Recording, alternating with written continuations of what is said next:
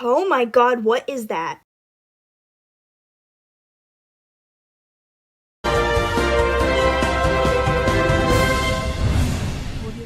Everyone, this is not a drill. I repeat, this is not a drill. FNAF is getting 3 movies instead of 1. Hello everyone, it's me, Bonnibel, the bunny behind your slaughter, and today I have some fascinating Five Nights at Freddy's movie news. So if you haven't been following up with current FNAF news, that's okay. The FNAF movie has started production. That's right, Jason Blum on February 1st posted this tweet, which the Blumhouse Productions official Twitter page retweeted. Now you're probably wondering, Bonnibel, why are you making a video today? Isn't there enough videos? Yes and no. First, let's address the why question. A Twitter page called Discussing Films posted the following screenshot today. Upon clicking the YouTube link, I was greeted with a lovely YouTube video. An interview! Now, I'm not going to go over the whole interview as honestly a lot of it's unrelated. However, we're going to discuss a clip from the interview that has the whole FNAF community freaking out. So let's pull up the TV and watch, shall we? I was supposed to be in Philadelphia, but I just got cast in a movie called Five Nights at Freddy's. Which congratulations. Yeah, it's very fun. It's a 3-picture deal with Universal and Blumhouse. So unfortunately, my day job is taking me off to work, which I'm very grateful for. But I am not actually going to be in Philly. So you heard from Matthew Lillard. I can never pronounce that last name. Lillard? Lard? I don't know. You heard it from Matthew. 3-picture deal for Five Nights at Freddy's. Now, for those who don't understand what a 3-picture deal means, aka they don't understand the picture part, well, picture deal is essentially a movie deal, aka not 1, but 3 FNAF movies.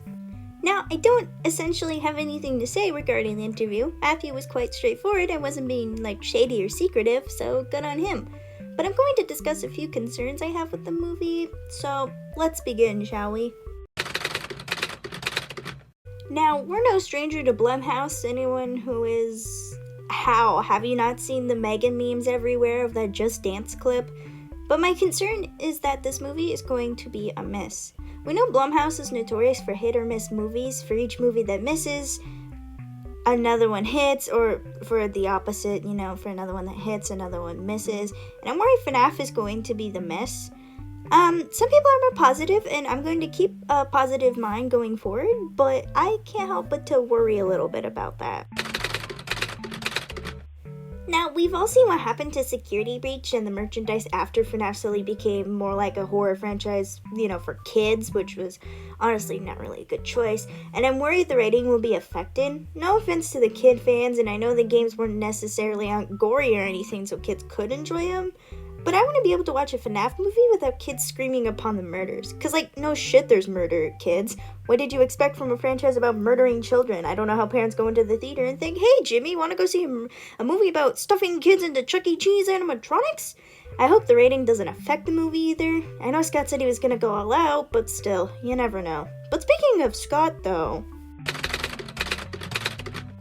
now I know the movie timeline is going to be different from the games or the books, and you're probably wondering what I mean by ends up like the books. Well, here's just a few little clips to understand what I'm talking about.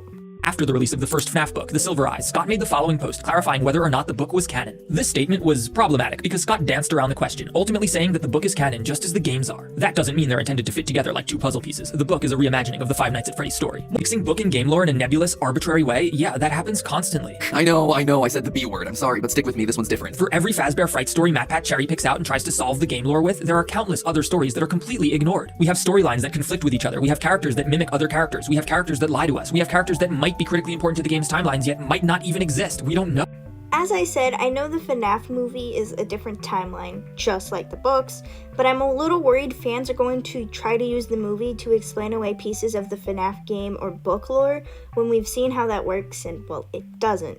I know Scott had no plan for the previous games when he tried to fix things, for sister location and such. It just left more answers than good. And the movies are supposed to be like the story, but a different timeline. The story, but I guess re-explained, reimagined.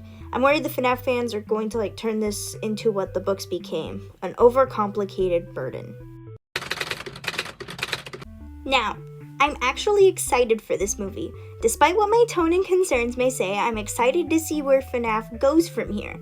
I'm excited for the visuals or how Blumhouse deals with some of the heavier tones of haunted Chuck E. Cheese suits stuffed with children and OSHA violations or something. In the end, I'm just kind of really excited to see how they managed to pull off 3 frickin' movies. Oh wow! Hello! You're still here? Well, thank you! I really appreciate that. If you like this video, I suggest you check out my Midnight Motorist one. I might repeat myself a bit and the visuals might end up a little, staticky, unclear. But I think what I discussed was an interesting one though. I'm sorry this video came out later than when the news first broke. I kind of was taking a nap earlier. I was like a very, very tired bunny. Well, with that being said, it's time for the daily meme now. Bye!